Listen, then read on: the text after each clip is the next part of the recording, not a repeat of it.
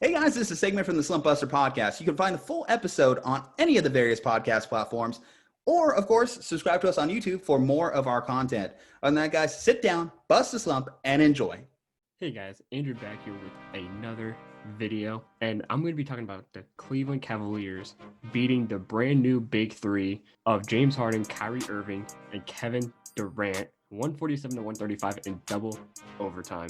This is a shocking loss by the Brooklyn Nets because what do you expect? It's the Big-3. You have Kyrie, you have Harden, and you have Kevin Durant.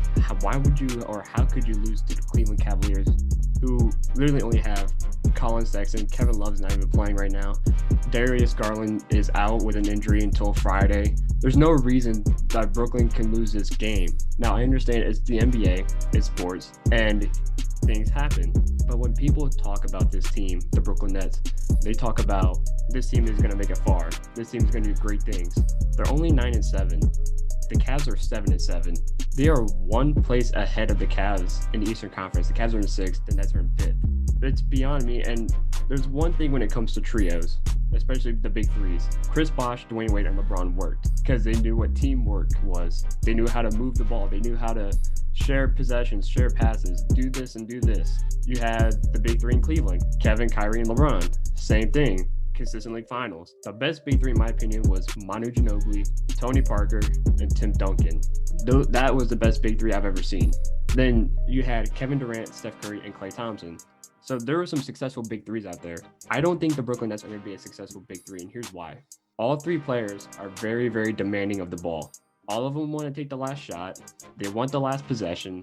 They want the ball more than the other. And if one doesn't get the ball or the other doesn't get the ball, they get frustrated. Now, don't get me wrong. Durant had 38 points. Kyrie also brought up 37. And then James Harden finished out with triple-double with 21 points. This big three is going to take time to develop. It's going to take time for them to find a rhythm and get things going. But I don't know if they're going to be a successful big three just for the fact that they are very, very demanding. They're all different players, and they're all very, very big egos. And we all know what happens with teams and players who have big egos. It doesn't work. They don't last. Things happen. They don't make the progress that they're supposed to make. You lost to the Cleveland Cavaliers in double overtime. Collin Sexton had 42 points, which half of those points came in the overtime. He scored 21 points in overtime. That tells you that they could not defensively stop Collin Sexton, who is developing as a great young player. But if you're the big three like the Brooklyn Nets, you should be able to stop a guy like Collin Sexton. They could not. He made 4 threes all on Kyrie Irving, even the one to tie it to extend it to overtime. In my opinion, I think the Brooklyn Nets are going to be overhyped. They're going to be an overhyped big three. The Cavs, they're developing into a great young team after drafting Isaac Okoro. That really helps them defensively. They went from being one of the worst defensive teams in the NBA to being one of the best defensive teams in the NBA. And it's showing right now, like, yes, they let Brooklyn score 135 points, but they also didn't get beat.